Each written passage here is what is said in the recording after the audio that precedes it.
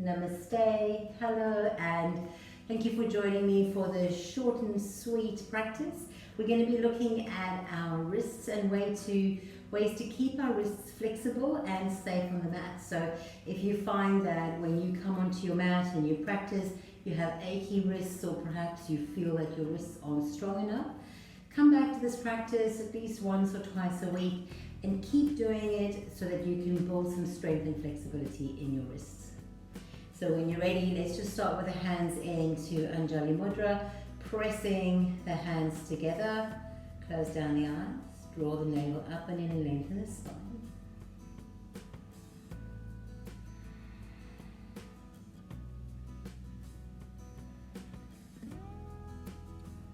When you're ready, just open the eyes and then begin to dial your fingers down, slowly and mindfully. And then bring them all the way back up.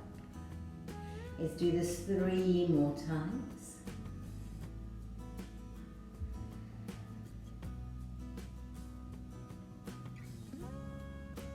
And 3. Beautiful. When you're ready, release the wrists and just shake them out. Now taking your arms right out in front of you, flip them up and down, and up and down.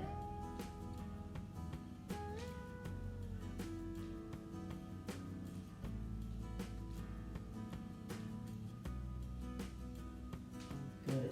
And then make fists and roll one way. And then roll the other way. Nice. Now, taking your hands up overhead, begin to open and close the fingers.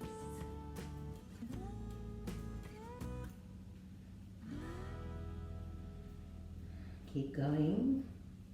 And it's very quick that you begin to feel the exercise in this, the work in this. Keep going. 10, 9, 8, keep going. And spread them wide and release them down. Good. Just shaking out the wrists. So doesn't take a lot of that to feel that in your wrists. Now what I want us to do is I want us to inhale and reach the arms up, turn the palms to face forward, and then flip around and back. Try to keep the shoulders still, let this be just in the wrists. There'll be a little bit of movement in the elbows, but not too much. And when you're ready, release. Just shaking it out. Good. Now there's this beautiful practice that we do. Take your hands and bring your palms to face up. Now grab a hold of your index finger and fold it back. And then release it. Take a hold of your middle finger. Pull it down and back, mindfully. Your ring finger.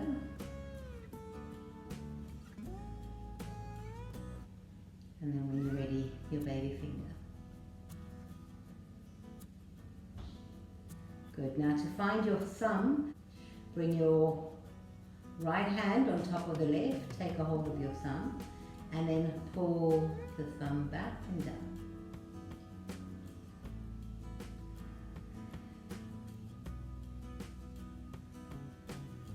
And release. Good. Lovely stretch on the fingers. Let's do the other side, taking your palm to face up. Begin with the index finger and just pull it down and back. Try to keep the wrist straight, don't bring a bend into the wrist. Middle finger.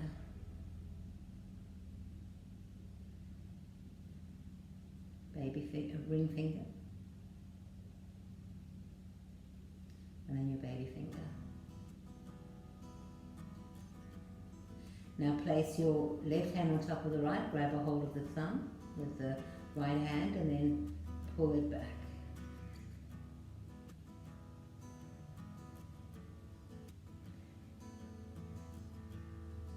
Good, and then when you're ready, release the hands and just roll with fists. Good. Now when you're ready, we're going to come onto our tabletop. Begin your tabletop with your fingers spread wide.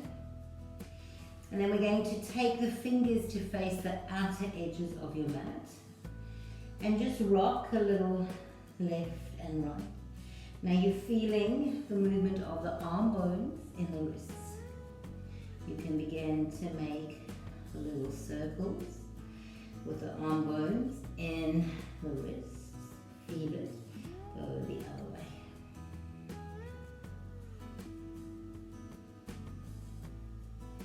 Beautiful. And then when you're ready, come to center.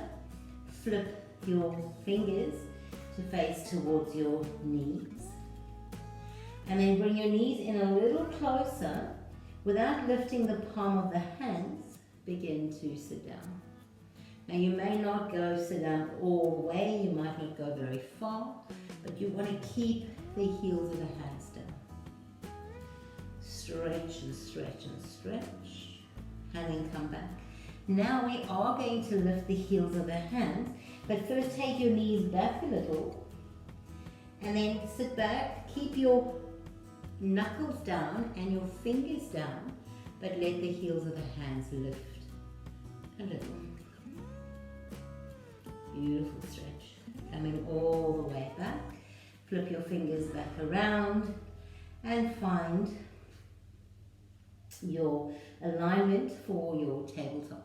Now, when you have your fingers spread on the mat, when you put them down, you want to stretch to the webbing, but you don't want to overstretch the hand, but you want to have it stretched to the webbing. So you don't want to have your fingers together, you need to have them stretched out wide.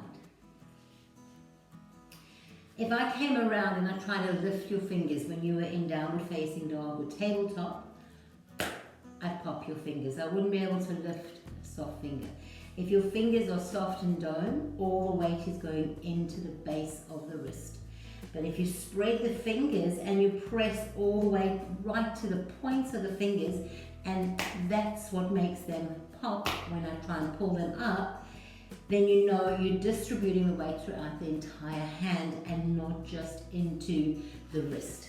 So that's really important in your downward facing dog, which we're going to take right now. Come into downward facing dog. Lift up through the hips and spread your hands on the earth. Spread to the webbing. Press into the nails so you feel them connected into the earth, and breathe here. Now I want to see if we are pressing back far enough. So if you look at your wrists, if you can see the front of your wrists has creases in it, then you are too far forward with your shoulders. But when you begin to straighten out those creases in the front of your hand, you know that you are pressing back and your shoulders are pressing away towards the tailbone and the heels of the hands are pressing forward towards the earth. So it's like when you're in your down dog, you're taking your wrist to the earth, your shoulders away, and you are bracing into the elbow, but you are not locking out through the elbow. So if you are hypermobile, take a look at your elbows. So if you come back into your downward facing dog,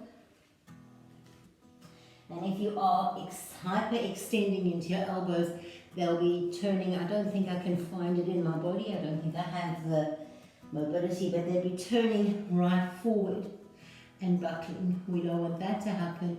We want to turn the eyes of the elbows to face in towards each other.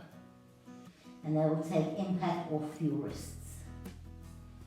One last very important point to practice and to be mindful of when working into your wrists is when you take chaturanga. Especially if you're taking chaturanga with your knees up. So you'll notice the spread of the fingers of the hand, and the minute that you place the weight just into your wrist, you'll lose connection in some of the fingers and you'll lose connection in the palm of your hand. So I'm going to demonstrate quickly, and pay attention to what happens to the inside edge of my hands. Spreading them on the earth.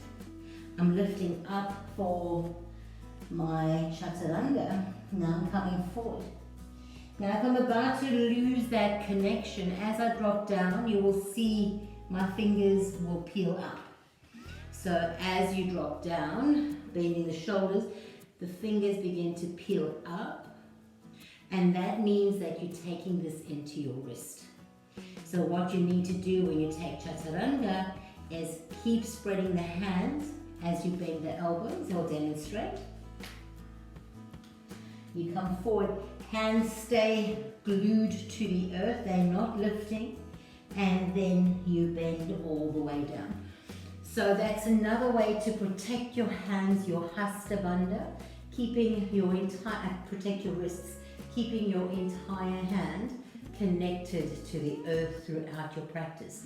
Sometimes we come back into downward facing dog and we're a little bit sloppy, or we lift up onto taking maybe the weight into the tops of the fingers, or our hands are curled, or one hand is different to the other.